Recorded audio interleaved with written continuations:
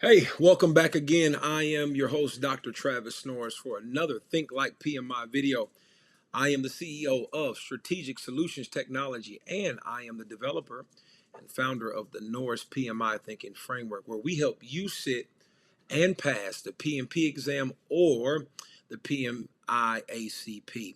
Well, we have another 10 moderate to difficult questions that we kind of want to go over with you, and we want to reveal the questions and really break down the PMI thinking. Now, whether you're sitting for the PMP, this is the new PMP exam, or you're sitting for the PMI ACP, these question banks that I have, they have both agile, predictive, and hybrid questions that something similar to what you would see if you were actually sitting for the exam. Now, in our other videos, we've kind of let you know what's changing on the PMP exam. So go back and look at some of those videos. We are kind of transferring those from LinkedIn back to our YouTube page. So this particular video is only exclusively on our YouTube page just because of the length of it. And we want you to check it out there if you can. But the post will be right down here at the LinkedIn. All right. So before we get in here, we know that it's evolving. The PMP exam is evolving, and we've talked about this in a lot of other our videos. There's going to be this AI awareness piece, and PMI they just dropped. I don't say just dropped. I just saw a new AI certification that they have coming out here. Hybrid delivery is going to be key. How you delivering that business value, that's more that agile methodology that you'll see, and then that stakeholder complexity that we'll see. So we know that it's evolving, the PMP exam is, but we don't know exactly what it is. So don't let anybody tell you they know exactly what's going to be on the exam, because we have a whole nother week or so before those updates go into play. All right, but we want you to be ready for them as much as possible. Now, the Norris PMI thinking framework, which is what I've developed, helps you kind of calm down and kind of look through the questions. And when you get down to about two questions that are correct, that could be correct, you want to utilize this thinking framework, right? Think. That means what factors matters most. Okay, communicate. If a question is asking you to communicate or collaborate with your team or with stakeholders, that's typically going to be the correct answer. And then if you're bypassing those first two blocks, then you're moving right into lead, servant leadership, removing impediments for your team, something of that nature, and then deliver. Rarely on the PMI exam do they want you to go right into escalation. So typically, you can kind of eliminate that question or that answer immediately when you're looking at the exam, because typically they don't want you to escalate. PMI usually answers, they want you to choose answers that protect people, preserve value, always reduce risk, strengthen transparency, and align the strategy. So let's give it a go and let's see how you do with these 10 questions. We're going to take our time and kind of break these down because I want you to start thinking like PMI, getting yourselves ready, and let's see how you do, okay? Remember, you can pause at any time before I reveal the answer to see what you got. Now, what I did and what I do with my other students as I'm preparing them to pass, I have them take out a piece of notebook paper, and then while I'm reading the question, pause it. They put their answer down, and they got to stick with one. And then once I reveal the answer, they'll see what they'll do. A lot of my students tell me that once they do it this way, like watching film or video, I'm watching film like a coach, watching film or watching videos, the PMI study hall, that's a great tool that you can utilize that I would invest in. Using my videos, using other videos, they'll be great. My boot camp, don't forget, our cohort starts for the new PMP in July 6th, and our cohort for the PMI ACP starts in August. So you want to sign up for those. All the information will be below. All right, let's look at our first question. See how you do. All right, let's read it together. Project team begins using an AI tool to summarize risk and recommended mitigation actions. Okay. One recommendation conflicts with historical lessons learned and stakeholder feedback. So there's a conflict there. What should the PM or the project manager do first? Remember, these situational questions are moderate to hard, and you'll see a moderate to difficult, You'll see a lot of these on the PMP exam and the PMI ACP. All right, let's read our suggestions here. Accept the AI recommendation because it's data driven. Disable the AI tool until the team becomes comfortable. Review the recommendation with the team, validate assumptions, and apply human judgment. Okay. Ask the sponsor to decide whether AI should be used. Now, right there below is the Norris PMI thinking framework. What should we do? Should we just move to an answer, or should we think, communicate, lead, deliver? Where are we at here in this question, and what can we utilize and develop? All right, what did you choose? I'm leaning towards, there it is, C.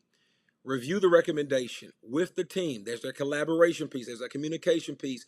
That's the second tier in the Norris PMI thinking framework, right? So PMI expects AI to support, not replace, right? So AI is a great tool, but individuals really create that success. AI will enable it, but we are the ones that create it. So we need to review this recommendation with the team. All right. So professional judgment, validation, transparent decision making, those are always going to be rewarded on the PMP exam or the PMI ACP, whichever one you're taking. Okay. So using AI as a decision aid is not the decision maker. AI cannot replace human judgment, although it's a good tool. Remember, it's a tool that we use as a project team. It can't replace that. Okay. So I love that. What did you choose? Hope you chose C, and you can really just kind of break this down and really eliminate. You could eliminate B and D really, because letter B, you don't want to disable a tool until they get comfortable, because it may cause some risks or some issues downstream, right? So we want to review that recommendation. And then D, you don't want to pass work over on someone else. When you're the project manager, what should you do first? Passing your work on to the sponsor is a huge no-no, all right? You are the PM, and getting with the team will help you develop or apply the right knowledge for the right answer. So the letter C. All right, let's keep going. See what you get for number 2. All right. Ralph, I'm sorry, before we go there, here's a further breakdown. All right, so the project manager should treat AI output as input to decision making. So you'll see that here, right? Again, it's a decision aid. It's not a decision maker. It cannot replace human wisdom or human judgment or collaboration as a team. All right, question number 2. In a hybrid project, the sponsor wants a fixed feature set delivered by a regulatory deadline. Okay, the PO, the product owner, wants to reorder the backlog, okay, based on new customer feedback. What should the project manager do? All right, so this is a hybrid project. It's already telling you what it is. The sponsor wants a fixed feature set delivered by a regulatory deadline. Can't if I get my words out. What should the project manager do? All right, so direct the team to follow the sponsor because the sponsor funds the project. Facilitate a discussion, to balance regulatory obligations, customer value, and prioritization criteria. Tell the product owner to ignore new feedback until after release, or ask the team to build all features and work overtime if needed. All right. Think, communicate, lead, deliver. Where are you at? All right. What do you think? All right. I'm not leaning towards directing the team, because why? Team should be self-directing. Telling the product owner to ignore, the product owner controls the backlog in an agile environment, especially in a hybrid one. Okay. And then asking the team to work overtime, to me, wouldn't be the best answer. I'm leaning towards B. Let's see what you got.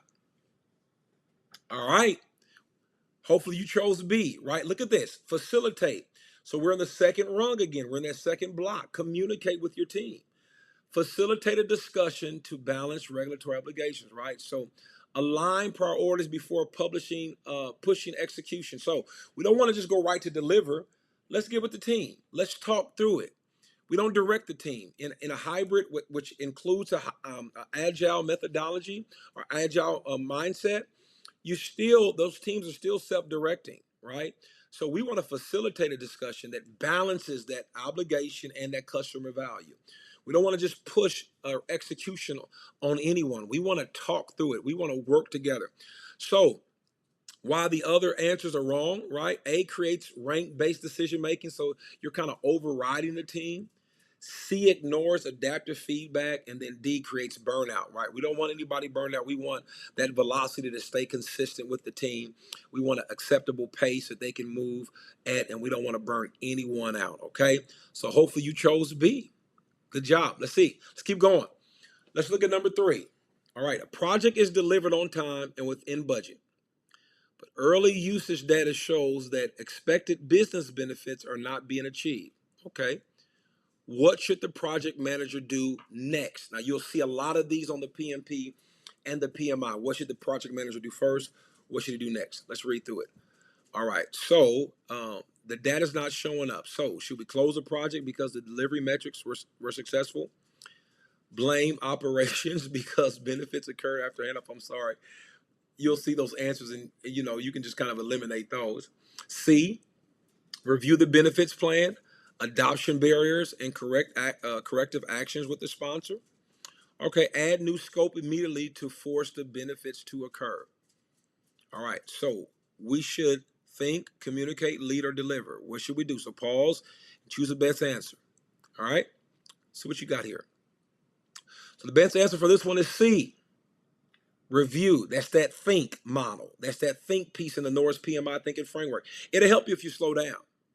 See, PMI focuses on outcomes and values, not only delivery performance. So there is a delivery responsibility that we have, but before we get there, what should we do next? So the team and we have identified that the early usage data shows the expected business benefits are not being achieved. Okay, so we need to get to the root cause. So we want to review the benefits plan and adoption barriers. We don't want to just close the project because one portion is done. The project's not complete, right? The values hasn't been realized by the team.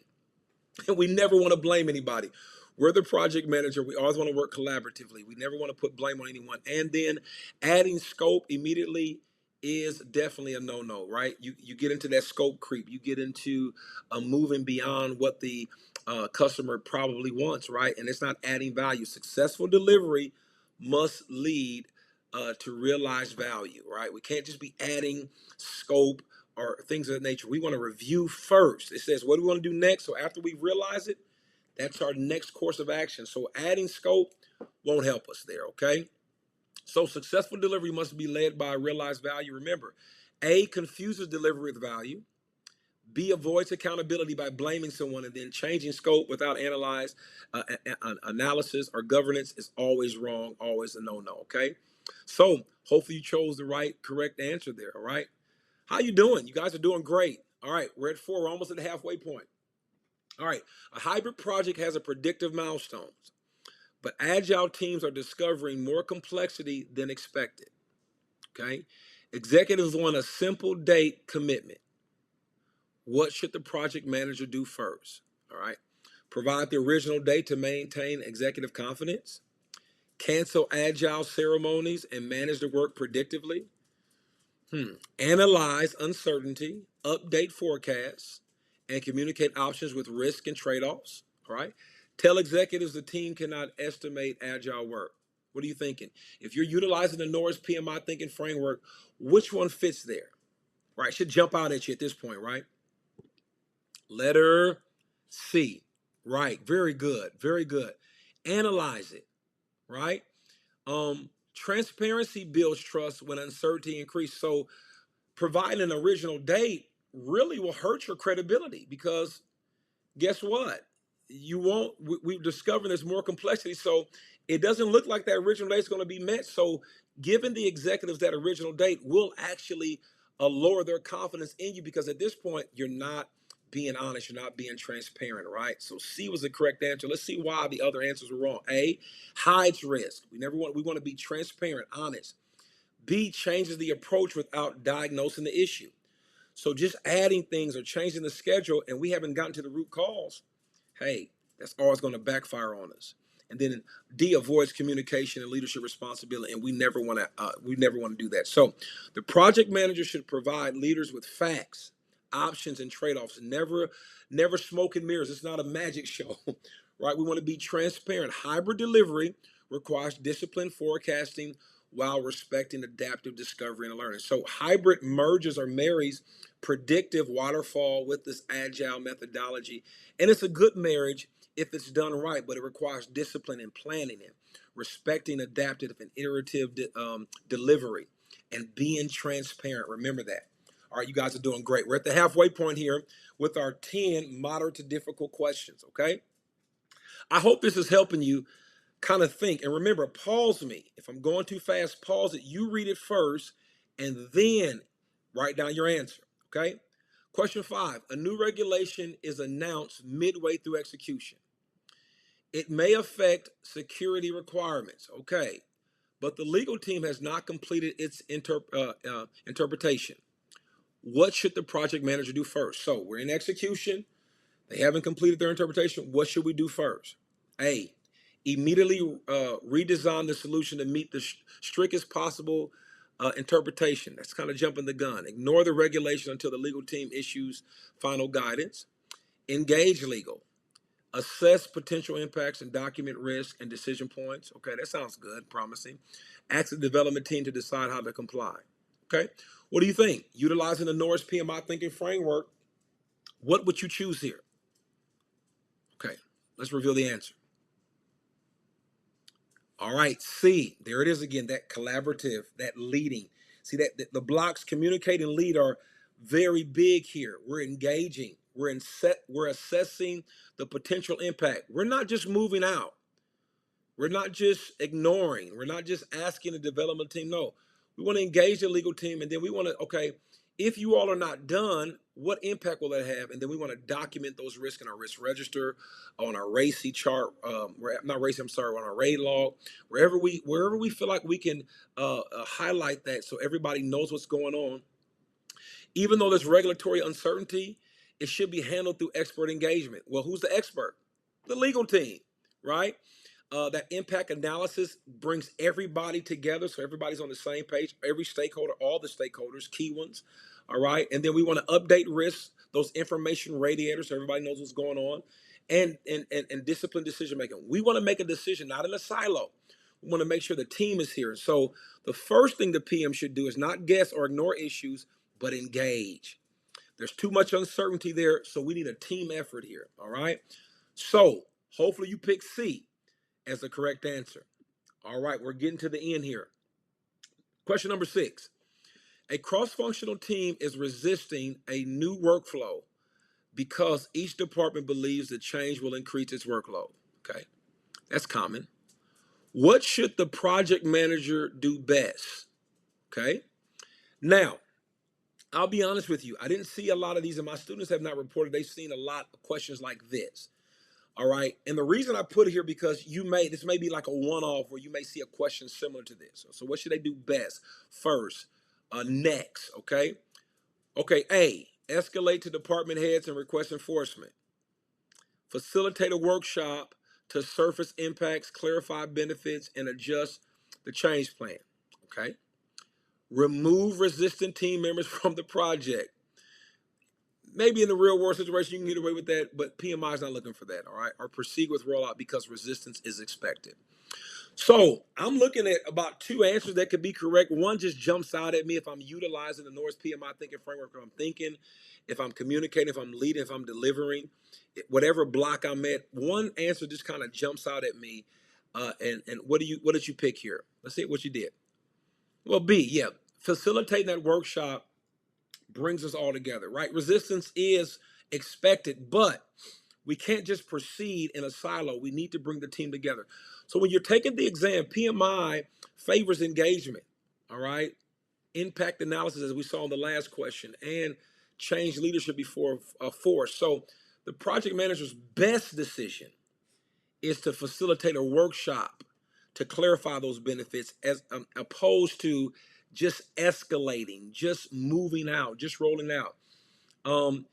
You may need to escalate later, but we need to engage first. And then if we can't come to a consensus, maybe A would be the answer. But what's the best answer?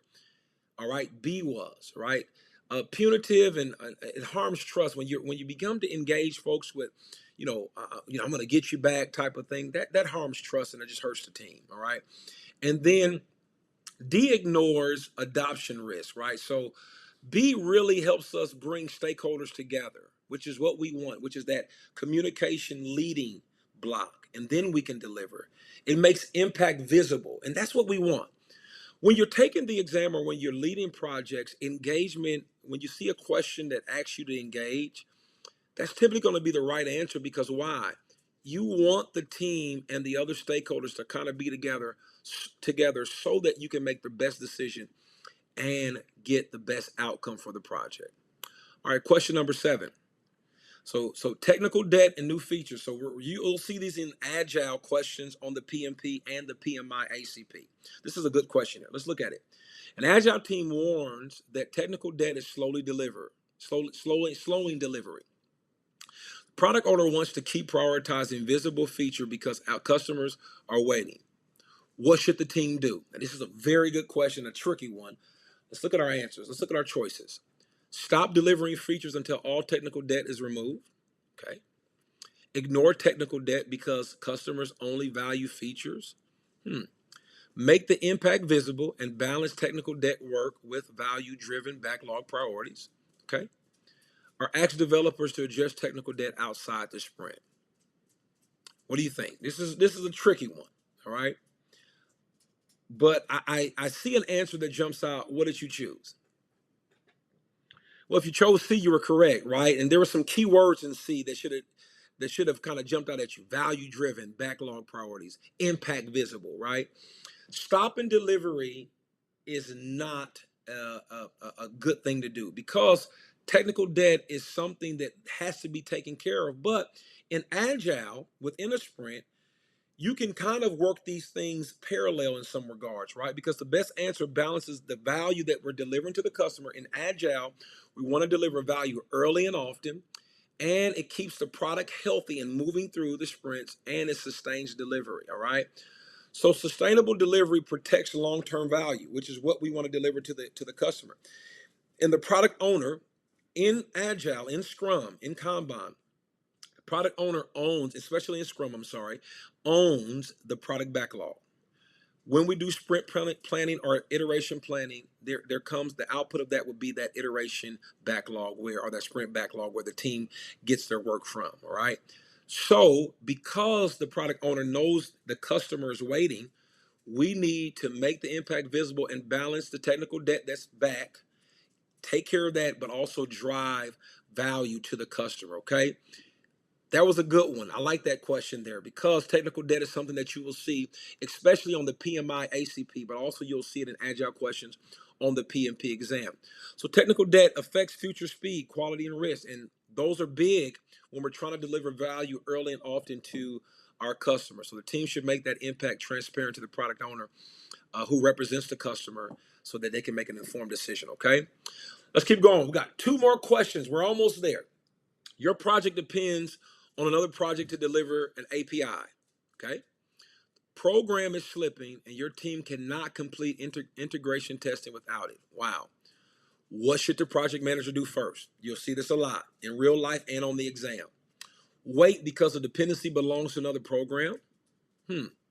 Escalate immediately and request the other program be reprioritized.